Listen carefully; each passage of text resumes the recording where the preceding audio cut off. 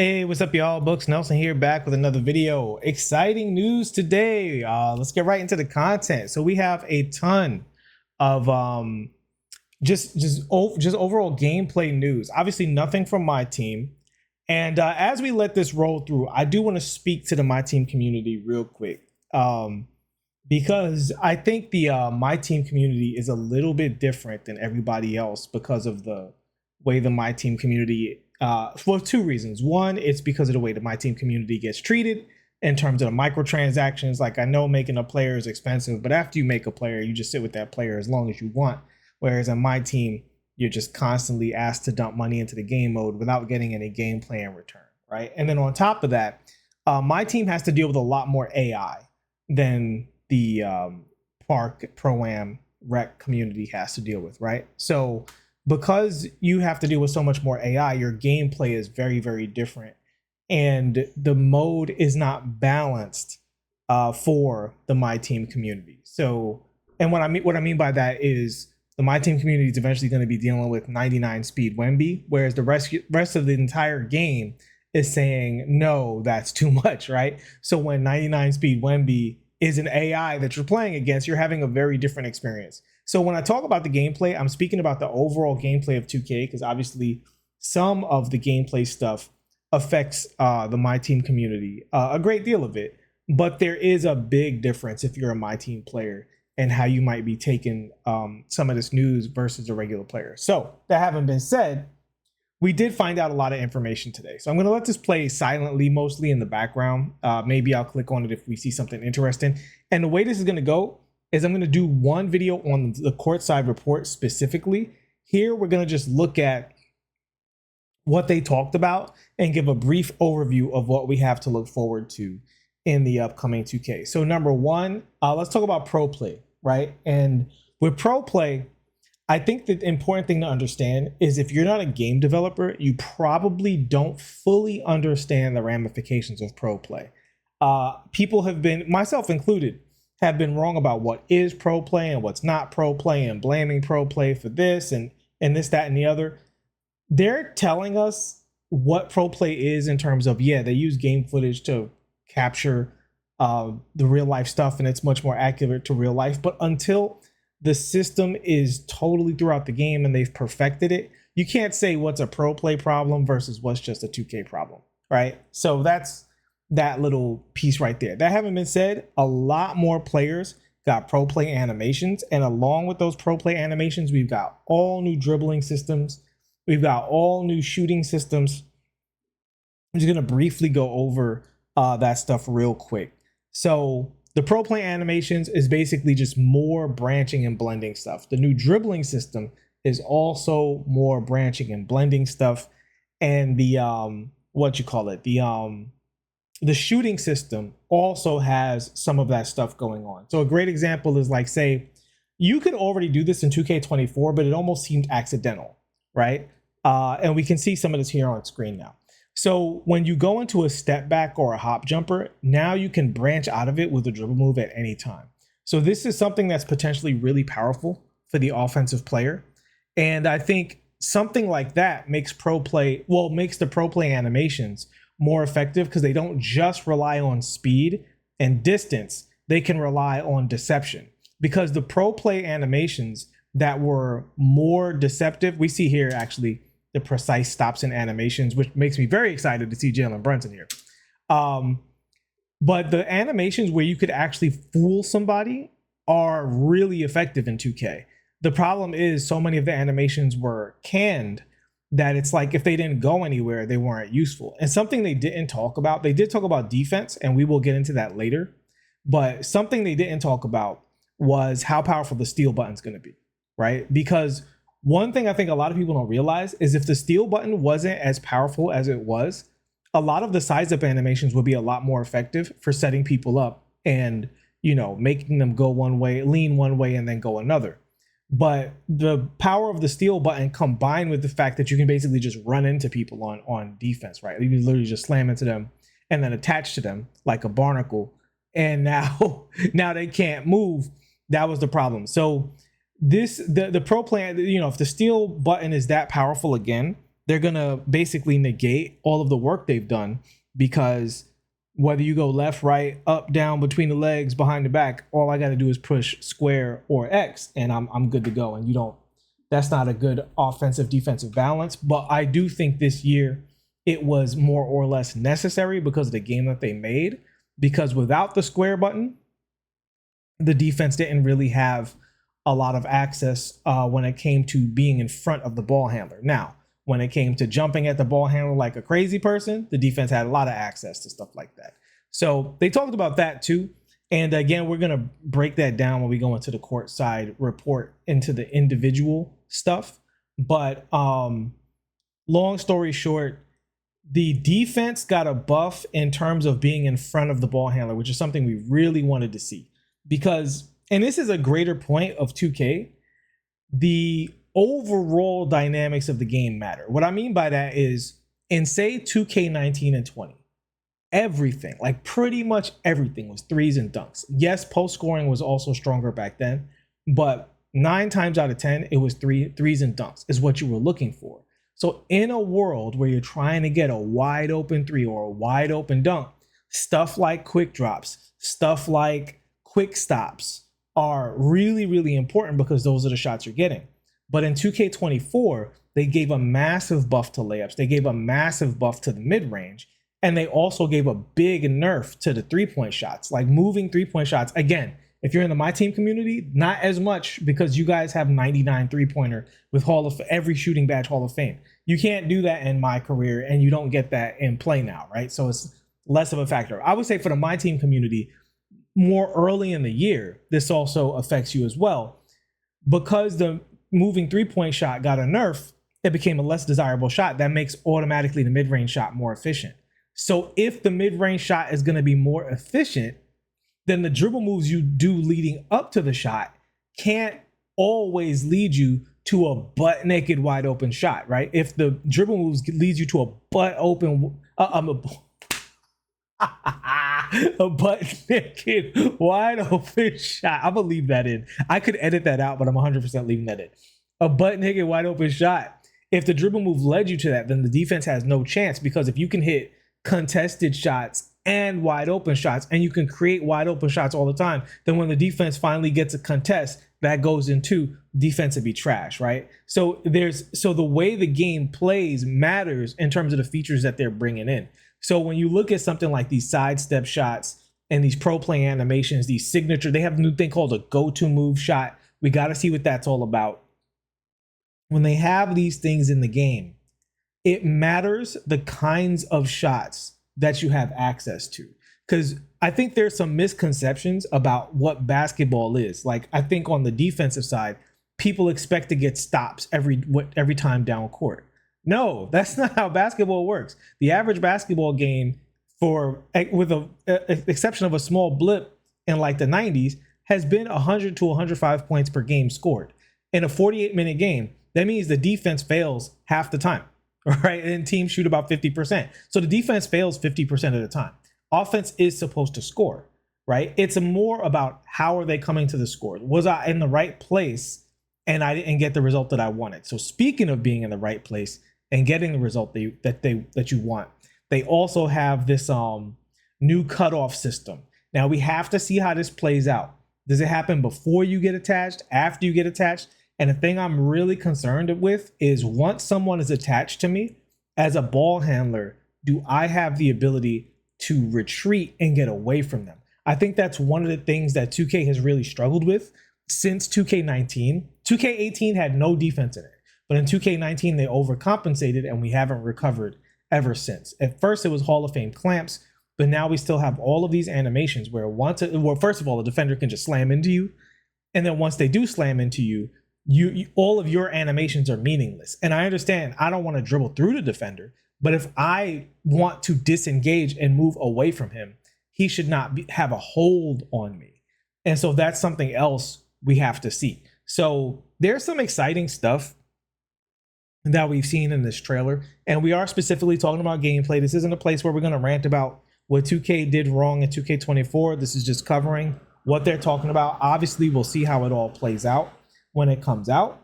but there are some exciting things that I've seen from this. I'm a little, I don't want to say nervous about the dribbling system. We'll just have to see. I would say the chief concern I have about the dribbling system is how they handle explosive attacks, right? This year, the hezi cancel and the in and out cancel and the L2 cancel were basically required for explosive dribble moves, right? You also had the dribble styles that gave you some explosive moves where you could quickly burst in one direction. That threat is basically what a lot of basketball is centered around. If you played against a player who's very quick or watched one, like say Allen Iverson, the threat of that first step is what gave him so many jumpers, because players were so scared that he was just going to run past them that it put them on their heels. That's literally basketball, right? And then it's on him to develop the counter skill set, because once they start sagging off of him and pushing him towards his right hand, now you're playing an interactive game. Whereas in 2K, the problem with 2K, and this needs to be understood as we get all of this information, is if the defense moves too well, then the defense can be everywhere all at once, right? If you can just move side to side at perfect speed and just keep stopping back and forth to perfectly react to the ball handler, that would result in impossible offense because the defense would never be out of position, right? But if you put too much recovery on the defense, then the defense feels like they can't move. And this has been the struggle with the gameplay of 2K, because the defense, once the defense gets moving, they're okay. But that initial first step of the defense, not good. And then also, once the defense gets moving, they have no recovery, right? So the defense sucks when they're standing still and going into moving. But then once they're moving, they're in good shape. And once they attach to you, the defense is OP. This is not the way defense works in real life. In real life, the optimal defense is you're able to push people towards their weaknesses. We see here on screen, see Shea is giving him like a lot of space, right? This is exactly the kind of defense I'm talking about on screen, where Shea is a little worried about getting driven past. And you see it here with Murray, the same thing, right? They're giving them the space to say, okay, I don't want you to run past me. And then the dribbler right there retreated, right? That space that the AI is giving each other, will a human being give you that space? Will they have a reason to give you that space? Because listen, I want human beings to have the freedom to play terrible defense that's too close to you. I just want them to be able to be punished for it. If you notice in all of these clips, the defender is more than an arm's length away from the player. And I think when people think about this game in a competitive context, this is why they go, that stuff's not going to work. Because there's no way a human being in the current 2K24 and back, is going to be that far away from you, because that's when they're at their weakest, right? A 2K defender is at his absolute weakest when he's just off of you, giving you a little bit of space, because his movement is at its worst. And the moment he stands still, it's hard for him to start moving again. Once he's moving, he's in a good situation. And once he's attached to you, he's in a great situation. So the way a lot of people try to play defense in this game is they try to run into you, attach to you, stay attached. And now you can't do any of those moves. And so while all of this stuff looks good, that would be my gameplay concern. Is there a reason for the defender to give you space? Okay, let's talk about the shot profiles thing since it's on screen, right? So what the shot profiles are, I know a lot of people are going to panic about this, and we'll cover this in more depth later on. But the long story short is real player percentages in the game. They haven't specified which game modes, right? So this could just be for what do you call it? I mean, that might be a disaster in my team because of how good the players are, but this might just be in my NBA, right? And play now and stuff like that. But so we don't know how this affects my career in Pro-Am and all of that. I know a lot of people are going to jump off the cliff, because the point of this is basically for players who are brand new, that they don't shoot like 13% from and miss every single shot. So the way the system is if you're wide open, it's easier to hit shots on certain profiles. The last profile is the green or miss profile, right? That's the high risk, high reward profile. It's green or miss. The real player percentage is like on the other end, and then at the lower part of the spectrum is they tried to explain it. They didn't really go into details, and I'm sure it's kind of complicated. But long story short, it favors the kind of quality of shot you're taking. So the people who are really good at hitting contested shots and like 11, 12, 13, 14% contest shots, those people are probably going to want the profile that they're using right now, which is basically the harder one. And maybe new players use the other one. The danger comes in is how much of a boost are new players getting? Because if a new player or if a bad player is getting open shots and you say, well, I want to, and this is the real problem. There's a term in real life basketball called open for a reason, right? And so if someone can't shoot, then my defense benefits by leaving them open and being able to do other things, right? Because I'm leaving them open for a reason. I know they have a low chance of hitting the shot, right? Draymond Green on the Warriors, they don't play him the way they might play Draymond if he was either a better shooter or on a different team, because between Draymond and Steph Curry, they'd rather Draymond shoot a wide open shot than Steph Curry shoot over single coverage, right? So if you're taking that away with this feature and basically saying, well, now the person who would be open for a reason has to be covered, I think that does adjust the dynamics of the learning curve that lower skilled players have to get over, because for them, the win condition is get better at shooting and then people will guard you. And this is a part of the dynamics of even amongst good players, right? You'll hear better players say he has to prove it to me if they're on a build that has a lower three-pointer, right? And the lower three-pointer might mean they're a bad shooter. But then when they hit a couple of shots and now you guard them differently. And that's part of the mind games is you'll tell your center or your lockdown, shoot without hesitation. Because even if they are not the best shooter, the fact that you shoot so aggressively makes some people guard you, right? This is part of the mind games. I think by 2K basically giving you a training wheels option for shooting, they do take that mind games away. Now, I don't think this is going to result in the players who need real player percentage beating the players who don't need it. I don't think the outcomes are going to be very different. Maybe in the middle ranges where like the players are kind of getting to the point where they're good enough to not need it versus the players who are a little better than them. Maybe in that middle range, there will be some outcomes that are determined by real player percentage. I think for most of the community, actually being good at the game is what's going to determine whether or not you win or lose. And people are probably going to panic over it, but I don't think it's going to be that big of a deal. At the same time, for the aforementioned reasons, I don't like the feature. One thing I didn't talk about that they showed while I was talking before is the new tutorial. I want, as a person who does tutorials on this channel, I definitely want to hit home on this. Please do the basic tutorial and the advanced tutorial. So many questions I get about dribbling and a lot of things in the game really, but particularly about dribbling are literally in the game in 2KU. And 2KU stinks in this. They obviously have dumped a lot of resources into making that way better, and shout out to 2K for that.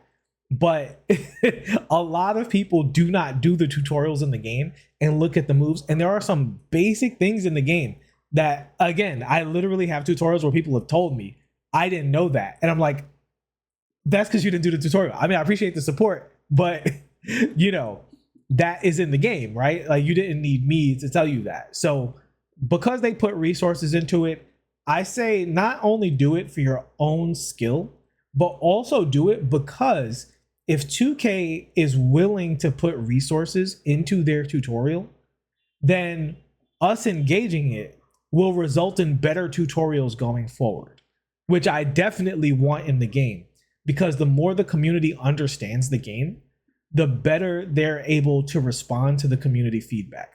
Part of the reason real player percentage is even a thing is because some of the community is so bad at the game, and this is not hate or anything like that. This year, I was bad at the game for up until say December. And in December, I started taking the game more seriously. Again, I skipped basically all of the next gen 2Ks outside of a very casual level because I didn't like them, right? I 2K19-20, I went hardcore. 21 to 23, I was very light on the game because I didn't think it was strong. I like 24 a lot more. So I got a lot better at the game. And once I got better at the game, let me tell you something. You can go weeks without seeing someone decent at the game in the rec. And when I say decent, I mean literally winning by 40, 50, 60 points. And I'm not even like a pro. You know what I mean? So the skill gap in 2K is actually way wider than people think. In fact, I think the entirety of this cycle, basically no one learned to dribble with the exception of probably Steezo, right? And I don't mean because of the glitchy stuff. I just mean that him doing the glitchy stuff required him to learn things about the dribbling system that no one knows. So I say all that to say, the skill gap in the community is really, really wide, and we need to narrow that if we're going to get a good game, because 2K has to make a game for the entire player base. And if the low end of the player base is large and they're really, really bad, then the people who are above average, which is frankly a lot of the people who are watching this channel, are people who play the game a lot more, right? You are not going to get the game you want if they have to consistently cater to people who know nothing about the game. So this tutorial is actually a really, really important feature. And I also want to give some credit to 2K here. This is like the most AAA release they've had in terms of information. They have consistently done this Twitter dribbling out worthless content, you know, screenshots of player rating stuff year after year, and it's just been nonsense until like the last week before the game comes out. Now, a month away from the game coming out, we are getting actual, like, real info that we can discuss leading into the next information drop, so that when we do get the game, we can go in and be equipped to try things out in a way that's actually going to lead to progress. Massive upgrade in terms of releasing the information as far as 2K goes. You see here, they're talking about the shot canceling feature. And I should mention, and listen, I'm not trying to be a shill here, but we're just conveying information. If you pre-order the game before September 4th, you can play 2 days early on September 4th. And it's funny because Evan, shout out to Evan, this guy's a trooper. He's like reading the chat and reading the courtside report and stuff like that. He was saying basically that they were waiting to see if they could do that, which means, and Mike alluded to this on the stream, they are still working on this game. They will be working on this game until September 3rd, 12:59. You know what I'm saying? I mean, 11:59. So, you know, they are hustling over there at 2K to get this done because of these. Because whenever these dates get pushed up, and there's a gameplay reason I'm bringing this up. Whenever these dates get pushed up, that's valuable developer time that they lose.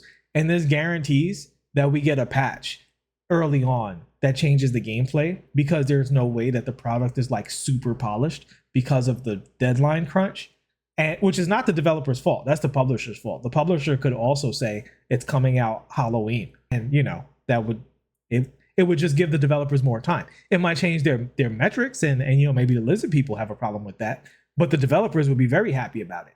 And so because they're going to be making a patch to fix the gameplay in the beginning anyway, it puts them in a weird position, because the feedback that they're getting is based off of the fact that the game is like also a little bit rough.